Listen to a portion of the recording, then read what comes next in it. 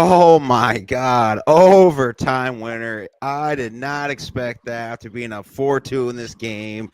Here with Blue Shirts banner, me and Jerry. Jerry's sweating already because they won 5-4. All right, Jerry, what's going on? Nothing. Why can't we just do this in regulation for once? Wouldn't that be Because nice? you said it that you love overtime games. And now I, the I Rangers are like, all right, well, might as well. Listen. I do love an overtime game. I'm not going to lie to you. I love an overtime game when I don't have to be in a wedding. I'm going to be late to this goddamn wedding because of the Rangers. I'm going to be honest with you. I don't really care. I don't really mind. It is what it is. I think everyone who's going to be at this wedding who knows me as well as they know me knows that the Rangers are my one true love. So it is what it is. And I'll be honest with you, what a game. I got no regrets.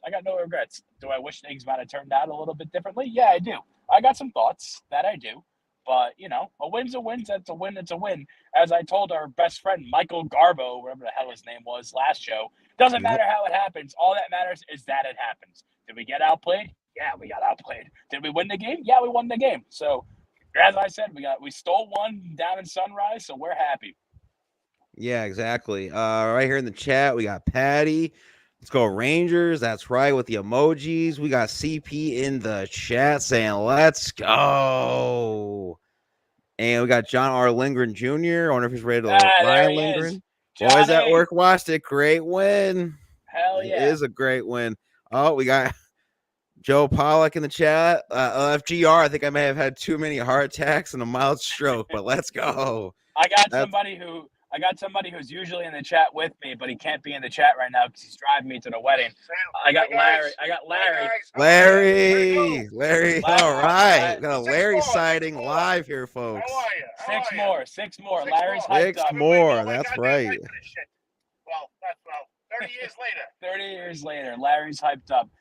Listen, they scored that goal, Wenberg on that tip, and it looked like I'm going to be honest. When I saw the replay, I thought he kicked it. Thank God it didn't make contact with his leg because the kicking motion was there, and if that hit any part of his body, that goal was going to get waved off. But luckily, it bounced off his stick. But let me tell you something. The boys on Long Island at my parents' house, I went nuts. My brother went nuts. Larry went nuts. We had a great time. What a game.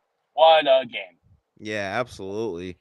So let's talk about that a little bit. So obviously, not to start, we wanted to. Sam Reinhart had 2 goals in the first period, both on power plays. Our penalty kill looked a little soft there, but then we got 2 back. We got in like 25 seconds. We got Alex Lafrenière with a sick shorthanded goal, and then Barclay Goodrow, who I heard after game 2, people were saying, "Oh, we should bench him." Bring him at Rebels. Like, no, he's an assistant captain. He's a good defensive forward. Why are we going to bench him? Just, those non-Ranger fans who only show up in the playoffs. You want to call something soft. I wouldn't necessarily call our penalty kill soft.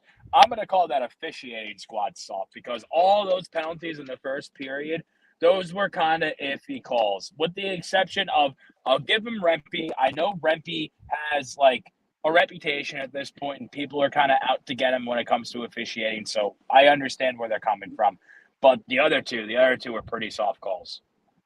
Yeah, no, I agree on that. Let's see here. We got. I guess I'll just go to the goal scorer because we're kind of talking about him, we're done the shots. So then, obviously, Barclay Goodrow coming in again with another goal, 2 goals. I mean, sheesh. Can we say a playoff hero here for Conn Smythe? I think Mark Messier was talking about that in the second period, but I think the Conn Smythe goes to one man and one man only if we get that far. But we got to get that far. But if we get that far, I think the Conn Smythe goes to the man who faced 95 shot attempts tonight and turned away 91 of them. And I don't think it's even a question. Only 95 shots, though. Not 95 shots. Let's say that correctly. 95 shot attempts. I think there was 35, 36 actual shots on goal. Little different. I understand where the conversation's coming from, but when people say, "Oh my God, he faced 70 shots," no, he didn't. He did. There was 95 shot attempps. There's a difference. Yeah, absolutely. But the fact is, we shouldn't be letting that many shot attempts happen. But that's a whole other conversation. Yeah, I think. Well, if we could kind of talk about CP in the group chat was saying that we need to go after Breadman and Jacob Trouba, especially Trouba needs to get his head out of his ass in this game. Yeah. 2 games actually. Yeah. Not my captain. I've been vocal about this on the show before. Wrong man was named captain. My captain is CK20, and he will always be my captain until he's hanging up in the rafters, regardless of if he ever achieves a status or not. But I want to say something about the bread man right now, all right? And this is going to be a very unpopular opinion, and you go with what you will. You feel how you want to feel. I think we should sit his ass down on the bench just for one game. And I get it. He's high octane. He had 120 plus point season. He's Artemi Panarin. You don't bench Artemi Panarin. I think you sit him down, send a message, and get the momentum going. I don't know if you notice this tonight or not. Maybe not so much later on in the game, but out of the gate, Capo Caco was bringing the heat. You know why? Because Peter Laviolette sat his ass on the bench last game to play a 23-year-old who uses words like Jiminy Crickets. And then he came out and said, okay, I got to play or I'm not going to have a job next year. And he's right. And he came out and he played. So if you sit Bread and you say, look, dude, you got to dial it up a little bit. You sit him and we drop game 4. We're going to go back to the Garden and Breadman's going to have 2 goals and 3 assists. And you could book that with Jerry's name on it. Ooh. Yeah, I think too. Patty put it in the chat. Mika and Breadman. I mean, Mika's advantage. I don't know what's going on. I think he thinks that he can get all these tip-in goals on Bobrovsky, but this is not Frederik Andersen or Ryan. Ryan Lindgren. Connor Lindgren in net here. Like this, it's not going to work. He's doing it a whole series so far in Florida. It's not working. I understand it's your main point, and also you like little slap shots, like 5 feet from the goalie, but switch it up a little bit, man. Like, gotta do something here. I think how much did he have? The issue, he had a good amount, but the issue with Mika is that Mika's bread and butter is also Bob's bread and butter. Yep. And these aren't my words; these are Larry's words. He told me this morning, or like while we were watching the game, and I said, "Oh my God, you're absolutely right. I didn't realize this." But then I saw it during the game, and he said, "That's what I'm talking about." I said, "Oh yeah, okay, I see it." Mika is always going to be on the backside waiting for, like you said, that tip or that one-timer or whatever. And Bob is so strong side to side laterally that he's always going to be there. So he's always going to stop him. On that, I believe it was a power play in the second. He was right there on the doorstep with a backside tip in. And guess who was there to slam the door shut? Sergei Bobrovsky. And if that's Charlie Lindgren, if that's Freddie Anderson, those goals go in 8 times out of 10. But with Bobrovsky, it's on the flip side. He's going to make that stop 8 times out of 10. So currently, Mika Zibanejad is Superman, and Sergei Bobrovsky is Lex Luthor. And he just needs to figure it out. He's not playing bad. I think Artemi Panarin's playing legitimately bad. I don't think Mika's playing bad. I think Mika's just being contained. And I think there's a difference to that. I think he's getting chances, but I don't think he's just not producing. So it looks bad on paper. Yeah, exactly. Got some comments here. Got David Riggs in the chat saying the Panthers game 2 loss turn this series around. The Panthers will not recover.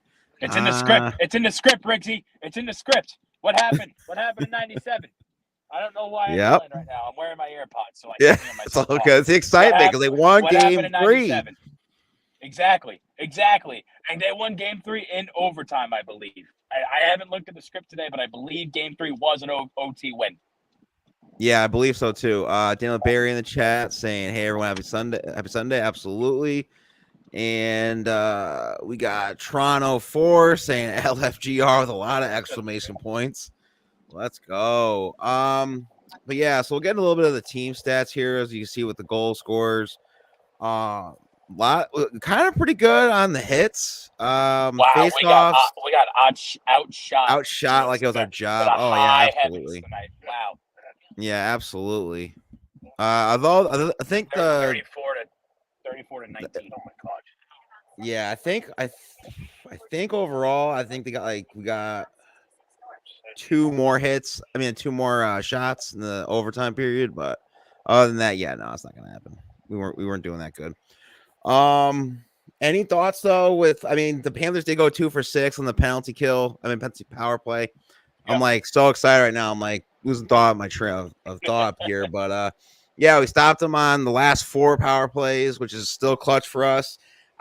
We were 0 for 2 on power plays, which I think we need to bring it up because I think we're 1 gotta for figure that out. 18.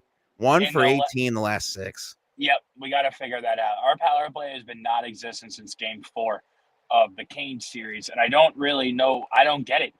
Actually, you know what? I do get it. I'm going to tell you right now because this is something I wanted to talk about. I noticed it. It's been going on for a little bit. We've always looked the wayside, but now it's starting to be apparent because this is not something you could do against this Panthers team. The Rangers get too cute, and the entire season I said, I understand what's going on here. And I've said it on this show. I've been quoted multiple times. It worked. It worked for a very long time during the regular season for whatever reason. And I've said on this show that I am comfortable. Normally, as hockey fans, you and I both, and I'm sure everybody in this chat, everyone who's ever watched a hockey game in their entire life, they sit at the TV or at the game if they're there, and they scream, shoot the puck, shoot the goddamn puck, do whatever. But with the Rangers during the regular season, when that power play was that power play going 60% or whatever it was for the regular season, they always controlled the puck.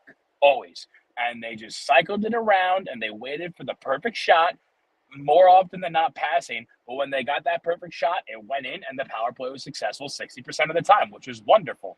And that was working throughout the playoffs until we get to this Florida Panthers team.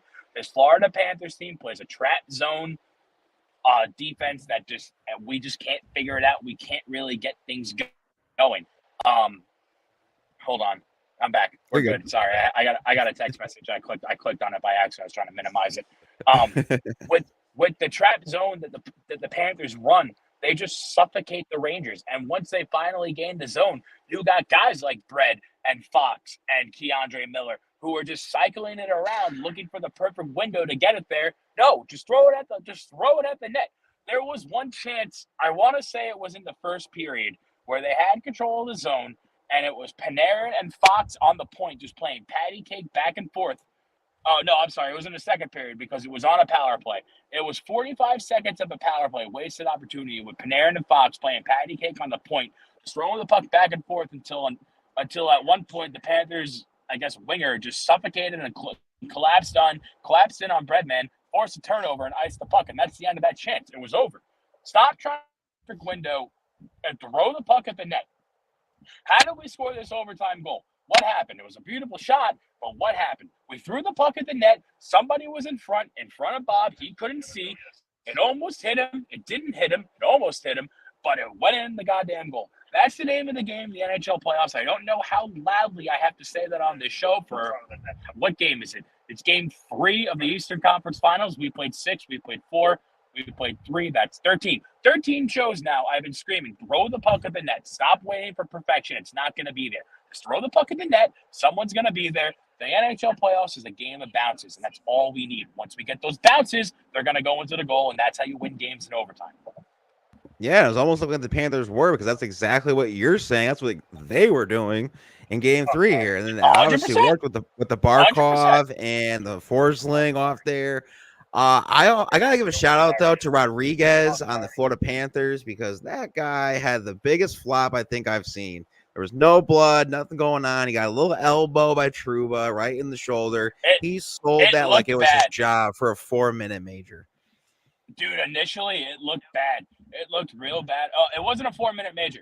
It was a 2-minute for elbowing, and then Trouba also. Oh yeah, 2 for elbowing, and yeah. It wasn't a 4-minute double minor. I forgot they were trying to make it into a major, but there was nothing there for it. Yeah.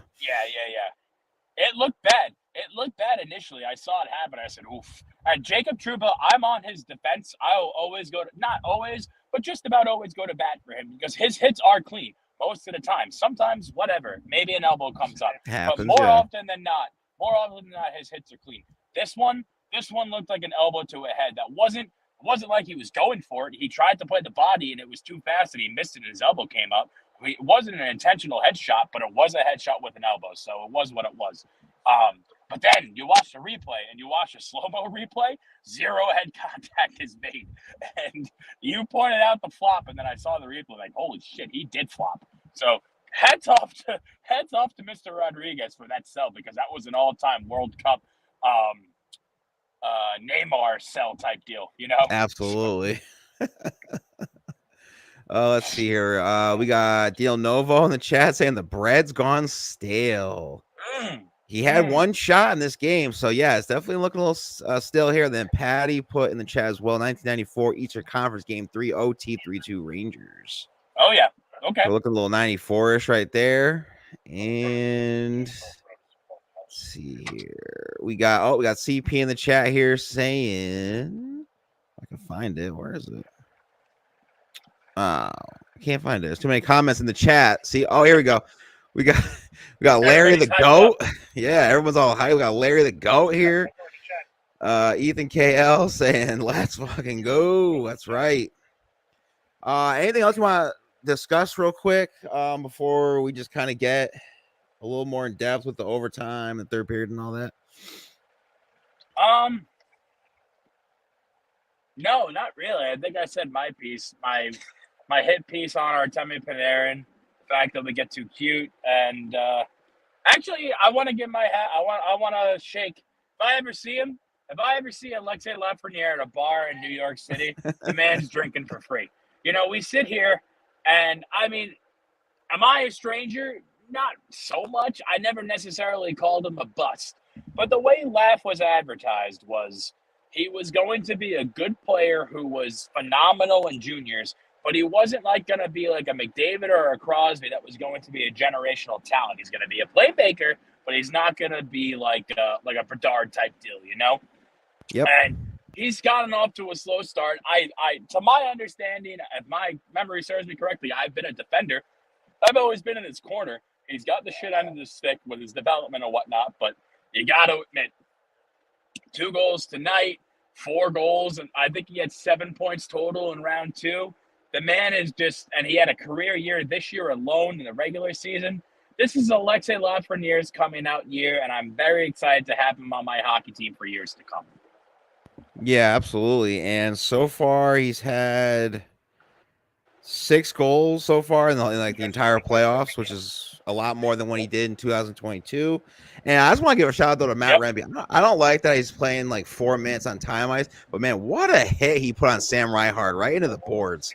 Loved it. I know they called a penalty on that, and obviously he killed it. But once he took that penalty tonight, the minute he took that penalty, everybody in my parents' house knew his ice time was going to be monitored. Unlike I didn't like that, but it was a good hit. I loved it though. I forgot what the name was of the official. I saw it on Twitter. I almost called him Scott Foster, but Scott Foster's the NBA referee. We could consider these Scott Foster like. Same sort of deal. But that official has it out for Rempe. Every time he refereed the Rangers in the regular season with Rempe in the lineup, Rempe had like 6 penalty minutes or something like that. Like it was a hit. There was a hit out there. And it is what it is. The referees had Panthers money line. I'm sorry for your bad beat in overtime tonight, but that's showbiz, baby. That's showbiz, and we're staying in Florida up 2-1. Absolutely. Shout out to Ryan Lindgren. He's been a little like on a milk carton in these playoffs. Got 2 assists tonight. Obviously won Wenberg to win the game, but I mean, just shout out to him because I kind of wanted Zach Jones to come in and kind of replace either like a Lindgren or Adam Fox, just because of what they really haven't produced on the defensive side of the ice. But I'm kind of curious, though. I know Zach Jones is trying to win a cup there with Hartford, but should Adam Fox be set? They did get knocked out. Yeah, okay, I didn't get to see that yet. Okay, yeah. So then should we just bench Adam Fox for a game, just kind of give him a sit and bring in Zach Jones because he's been playing like dog, not DAGG, but DOG. Yeah, you took the words out of my mouth here. It's not his fault. He's been hurt since Washington. Exactly. He got hurt in the Washington series, and he's doing what he can. You know, you look, again, not to go back to the NBA, but you look at this Knicks team. You got people like OG and actually really just OG, I guess, going down with like a sore hamstring because they can't play through a sore hamstring. It's the playoffs, baby.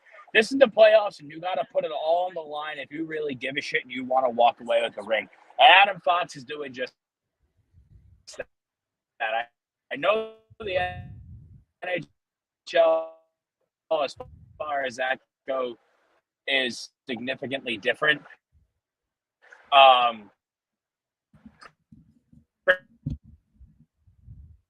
Chris, just saying we're done with the season. of everything.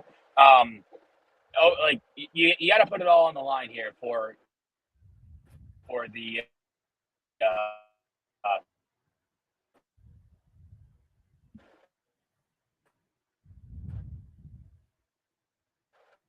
for the playoffs, and Adam Fox is doing just that. He's doing everything he possibly can to help the team, but also at the same time, he's kind of hurting the team because he's hurt. He's kind of giving up these sub chances. He's not playing at 100%. If you give him just literally one game off and let him rest for 48 hours and you throw in Zach Jones, it's not going to make a world of difference, but I think it's going to help him immensely, possibly for a closeout game to get to the Stanley Cup final. So I wouldn't hate that idea at all. Yeah. Yeah, no, absolutely. I think it would help a lot for Adam Fox. He's saying he's healthy, but he's really not. We got Daniel Novo again says Rempe's like Eminem. They just hate to like you. Like, what did I do? It's because he's 6'7", 6'7" forward that hits people. That's the only thing. And he's not like a household name like Zdeno Chara where he can do stuff like that, get away with it. Chara had a lot more to his game than Matt Rempe. No, I know that. I'm just saying. Show some respect for Big C. Let's see if you got a reaction out of that one. And then Mikey J in the chat, Lafrenière scored 2 highlight reel goals. Yeah, no, the one shorthand he had was amazing. Was that the one where he pushed his way in and kicked Bob in the face? Yeah. Yep. What a goal. That one was great. I thought Bobrovsky was hurt. So did I. For that. And then listen, Blue Shirt Panther, we don't root for injuries. We never want to see someone get seriously hurt, especially when a skate kicks up that high into the face.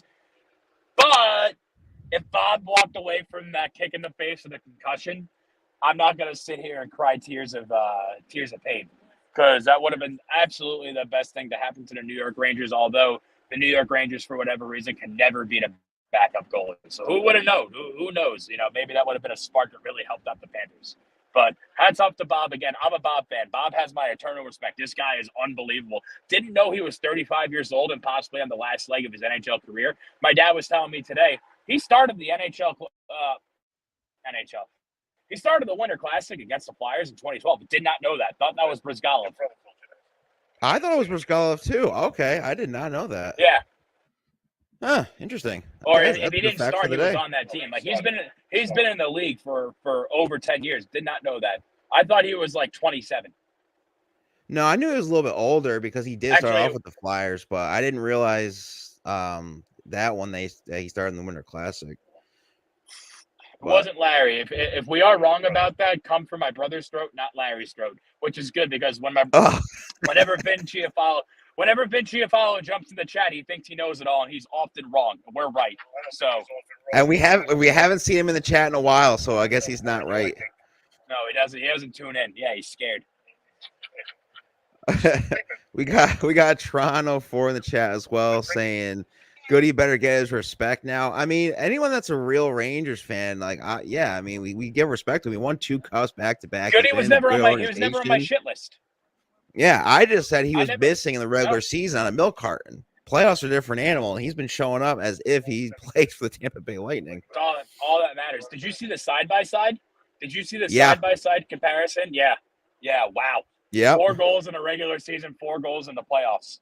5 goals. Now he has 6. 6. 6. Yeah, 6.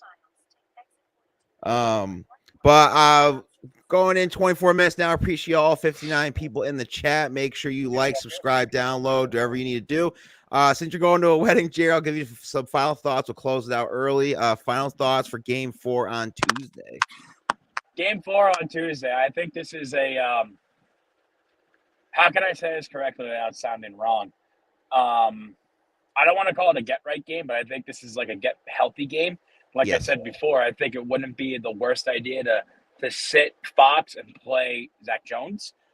Stuff like that, like we called up, now that the Wolfpack's out, I believe my dad's telling me we recalled 13 Wolfpack players. So we have some numbers here in the press box ready to go.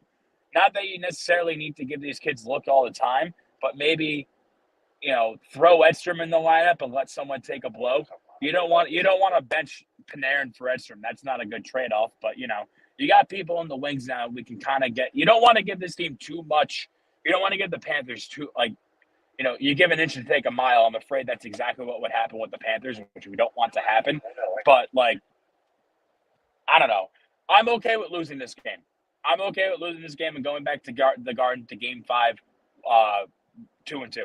Because like I said, I actually don't remember. I think maybe I said 6, maybe 7. I don't remember what my initial prediction was. But this series has 7 games written all over it. I think everybody and their mother knows that. It's just a matter of which way the puck's going to bounce. If we win it earlier, awesome. If we go into Florida and we sweep them in their home building, that's phenomenal too. So we'll see what happens with that. But after tonight, the only thing I can really wish for is better. I want a game in regulation. Why don't we just keep the foot on the gas for 60 whole minutes, get a win, play some good 5-on-5 hockey, maybe a power play goal if we're feeling antsy, and then take it from there. I don't know. It's hard to complain about the ticky-tacky BS stuff that look bad on paper when you're winning playoff games. Because like I said, and I'll keep saying it till the cows come home, and we're hoisting a cup walking down Wall Street, a win's a win. That's a win's a win. It doesn't matter how dirty, how clean, whatever. All that matters is what happens after that final whistle. And so far, we're 2 for 3 on that, and I can't be more happy. Yeah, absolutely. And Daniel Novo in the chat. So your brother's not allowed back here in the chat because he said Bob started in 2014 in the Winter Classic. So, but he also says, "Let's go Rangers." And I'm sorry because he did 2 comments. Let's go Rangers. And then see, this one's difficult. Wheeler could get some ice time in soon. I don't know, man. He hasn't played in a few months. And it is Wheeler. Blake Wheeler. No, I don't keep think Wheeler so. on the bench. Keep him off. Keep him on the bench. Yeah. No, sorry, Blake. I understand everyone during the season before you got hurt, everyone was saying how good Blake Wheeler was going to be in the postseason and how he's a storied veteran and all this stuff. At this point, dude, you're not in the cards. You'll get your ring. You did what you did during the regular season. I'm happy you were on our team, whatever, but you're sitting this one out, pal. I'm sorry. Yeah. And I have the list right here, so that'll be my final thoughts. It's Alex Belzil, Brett Berard, Anton Blith, Jake Lesterson, I can't even say it. Lesterson, Brandon Othman, Tyler Pitlick, and Adam Sikora. And for defenders, Ben Harper, Connor Mackey, Victor Mancini, Matthew Robertson, Brand Scanlon, and goaltender Dylan Garan. Sorry. So I guess Zach Jones is not here unless he's on the what do you call it? Like the inactive, like substitution. Yeah. Type. Zach Jones might be on the roster. Yeah, he might be on that because that's a little surprising. But yeah, so I definitely think we should do that. Mikey J says that the Panthers look strong. Oh, they did look strong. They are a strong team. So this is not the Carolina Hurricanes. They are way better. I think if they didn't beat the Boston Bruins last year, they would not have all this momentum in the playoffs. I feel like they probably would have lost in this year's playoffs if they did not go far into the Stanley Cup last year. So yes, they are a very good team. Oh, geez, Dale Nava. Okay, so I guess your brother is back in the chat. He did say 2012. Okay. All right, so Jerry's brother's back. He can come back on. But yeah, again, make sure before we head out, you follow Sundays Media 516 on YouTube and Twitter. Doing a lot of good Met stuff. Football's around the corner, so they also do that. Because you're already on CP's channel, check out CP on X, Instagram, all that, CPNYSports, also on YouTube.